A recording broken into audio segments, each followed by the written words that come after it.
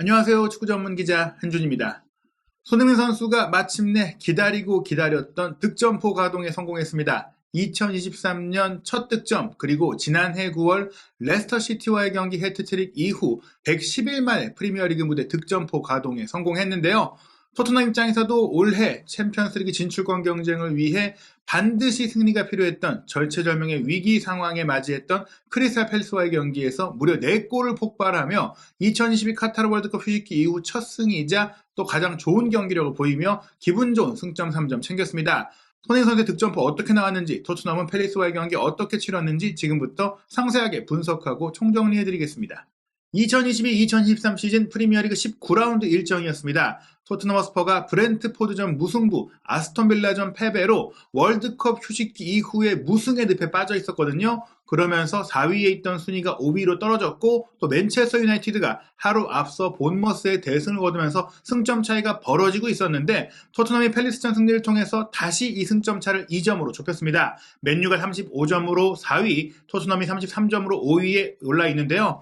한국 시간으로 1월 5일 새벽에 열린 경기들 결과 살펴보면 승격팀 노팅엄이 사우스햄튼 원정에서 1대0으로 이겼고, 리즈와 웨스트햄은 2대2 무승부, 황희찬 선수가 또 한 번 선발 출전한 울버햄튼은 아스톤빌라와의 원정 경기에서 1대0으로 앞서가다가 동점골 내주면서 1대1로 비겼습니다. 토트넘은 크리스탈 팰리스를 상대로 전반전 0대0 무승부로 조금 고전하는 모습 보였지만, 후반전 시작 3분 만에 해리케인 선수의 선제골이 나오면서 주도권을 가져갔어요. 무려 10경기 동안 이어져 왔던 선제 실점으로 인해서 역습 능력이 강한 토트넘이 이런 장점들을 발휘하지 못했었고, 손흥민 선수를 활용하지 못했었는데, 이날 경기는 손흥민 선수가 조금 더 중앙 지형적으로 움직이기도 했었고, 후반 이른 시간에 선제골이 나오면서 상대가 달려드는 상황, 뒷공간이 생기는 상황 속에서 토트넘이 추가골을 계속해서 터뜨리면서 오랜만에 정말 화끈한 경기를 펼쳤고, 그리고 마침표를 손흥민 선수가 후반 27분에 찍었습니다. 그리고 이번 경기 손흥민 선수의 이 기다렸던 골을 어시스트한 선수는 해리케인 선수였는데요. 해리케인 선수와 손흥민 선수가 이미 프리미어리그 역사상 최다 합작골 기록을 갖고 있는데,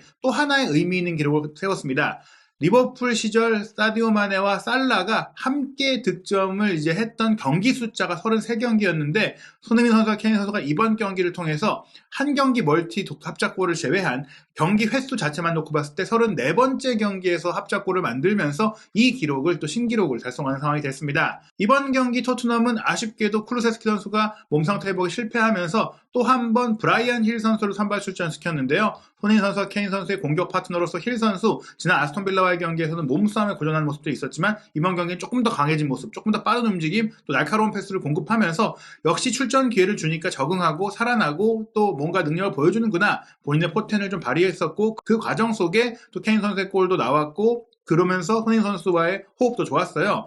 이번 경기 계속해서 손흥민 선수와 호흡이 안 맞는다는 얘기를 들어왔던 페리시치가 여전히 출전을 했지만, 물론 손흥민 선수와 페리시치가 뭔가 의미 있는 장면들을 만들어내지 못했다고 하더라도 그래도 서로 공을 주고받으면서 측면 공격을 함께 만들어갔고, 또 결국엔 손흥민 선수가 왼쪽 윙포워드라든지 사이드로 빠지는 게 아니라 그런 움직임 대신 안쪽으로 많이 들어와주고, 또 힐 선수가 사이드로 벌리고 손흥민 선수와 케인 선수가 투톱에 가까운 형태, 페리시치와 힐이 또 좌우 측면 날개에 가까운 형태로 움직여주니까 손흥민 선수가 페리시치와 겹치지 않는 좀 그런 동선 조정이 됐거든요. 콘테 감독도 이번 경기는 분명히 그런 것들을 신경 쓴 것 같았습니다. 다른 포지션들을 살펴보면 일단 수비 라인은 에릭 다이어가 3백의 중앙으로 돌아왔고요. 랑글레가 왼쪽, 로메로가 오른쪽에 배치됐고, 비수마가 경고 누적 징계로 빠진 가운데 올리버 스킵 선수가 호이비에르의 미드필드 파트너로 출전했는데, 굉장히 좋은 플레이를 펼치면서 스킵이 비수마보다 낫다, 뭐 이런 좀 얘기가 나왔어요. 크리스탈 팰리스 같은 경우에는 2022 카타르 월드컵에서 가나 대표 공격수로 한국과의 경기에 출전했던 조르당 아유가 최전방 공격수로 나섰고, 자하, 에제, 올리세가 2선 공격수로 나섰는데,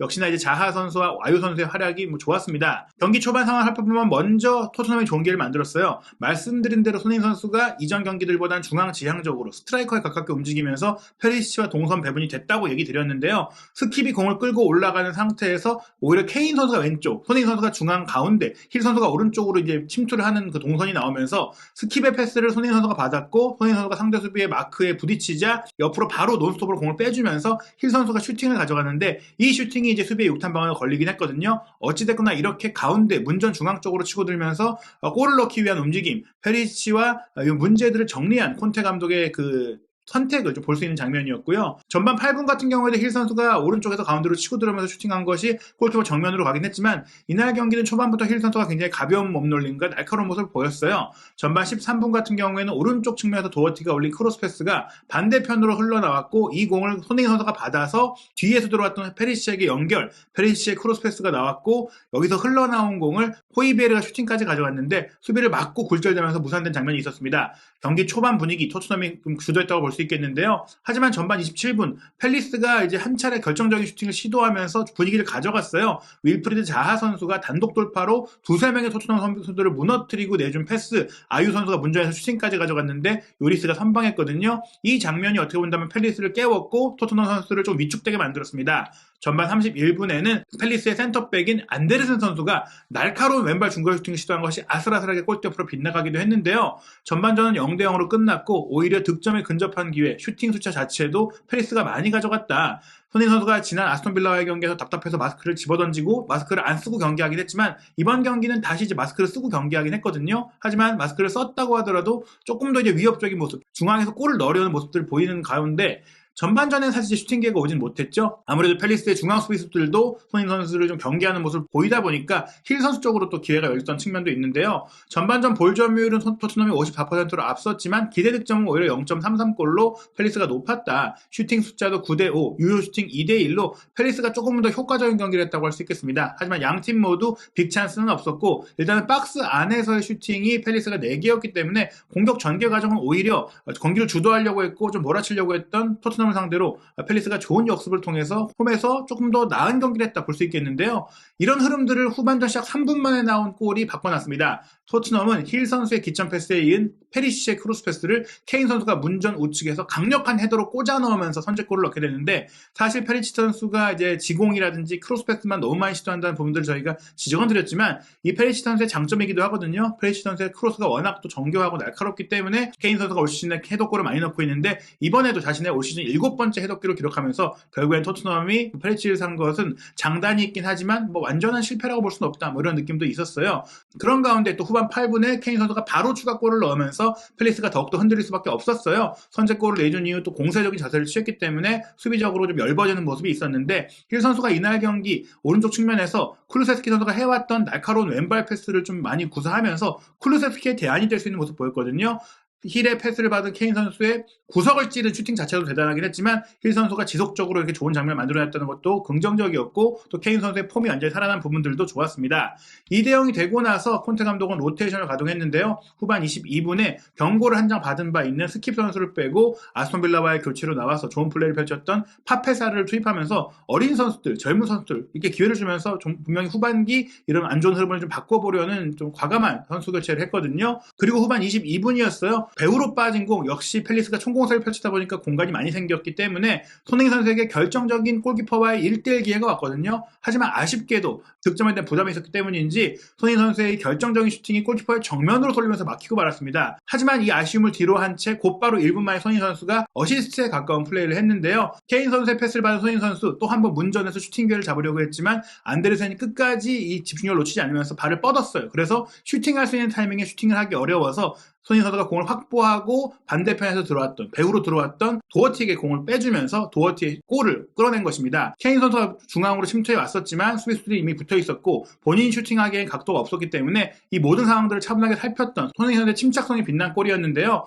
손흥민 선수의 패스를 받은 도어티의 슈팅이 골문 구석으로 이어지면서 토트넘이 3대0을 만들었는데 이 장면이 손흥민 선수의 공식 도움으로 인정되지 못했습니다. 이 패스 시도가 수비를 살짝 맞고 굴절되면서 도어티에게 흘렀기 때문인데요. 후반 28분 결국에는 손흥민 선수가 골을 추가하게 됩니다. 힐 선수가 뒤로 내준 공을 케인 선수가 논스톱으로 로빙스루 패스를 뒷공간으로 넘겨줬어요. 말씀드린 대로 팰리스가 계속해서 실점을 하고 골을 넣어야 되는 상황이 되다 보니까 전진하는 상황, 라인을 높이는 상황이 될 수밖에 없었고 그 뒷공간에 손흥민 선수가 잘 파고들었는데요. 마크 게이 선수가 이 케인 선수의 공중 스루 패스를 제대로 이제 낙하지를 파악하지 못하는 상황 속에서 흔들렸고 손흥민 선수가 그 가운데 공을 정확하게 포착하고 몸싸움도 이겨내고 공을 이제 잡아낸 이후 빠른 타이밍에 하프 발리 슈팅을 때렸거든요. 막기 위해서 게이 선수가 발을 뻗은 게 살짝 굴절이 되긴 했지만 워낙에 손흥민 선수의 슈팅 의지가 강했기 때문에 골대 안으로 그대로 또 흘러 들어가면서 토트넘이 4대0까지 만들었고, 손흥민 선수는 이 골이 너무나 감격스러웠을 것 같아요. 막 힘차게 뛰어오르면서 마스크를 집어 던지면서 지금까지의 좀 울분을 표하는, 그런 포효하는 세레머니를 했고요. 마스크를 더 던지고도 특유의 찰칵 세레머니를 했고, 또 마스크를 쓴 채로 마스크를 다시 쓰고도 자신이 마스크를 쓴 첫 찰칵 세레머니 사진을 남기기도 했습니다. 너무나 의미 있었던, 너무나 기다렸던 골, 그리고 토트넘의 대반전을 이끈 골이었는데요.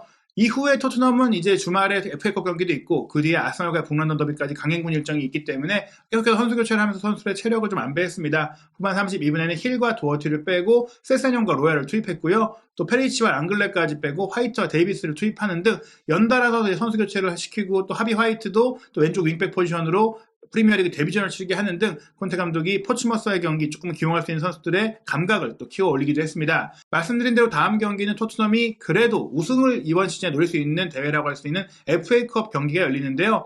1월 7일 토요일 저녁 9시 30분 포츠머스와 FA컵 3라운드 경기 토트넘의 안방에서 열립니다. 토트넘이 올해 첫 승이자 또 월드컵 출기 이후 첫 승을 통해서 분위기 반전에 성공했고, 많은 심적 부담감들을 떨쳐냈는데요. 그 뒤에 1월 16일 월요일 새벽 1시 30분 아스널과의 북런던 더비, 그리고 1월 20일 금요일 새벽 5시 맨체스터 시티와의 원정 빅매치가 있기 때문에 아무래도 손흥민 선수가 이 포츠머스와의 경기에 조금 로테이션이 되지 않을까라는 생각도 들어요.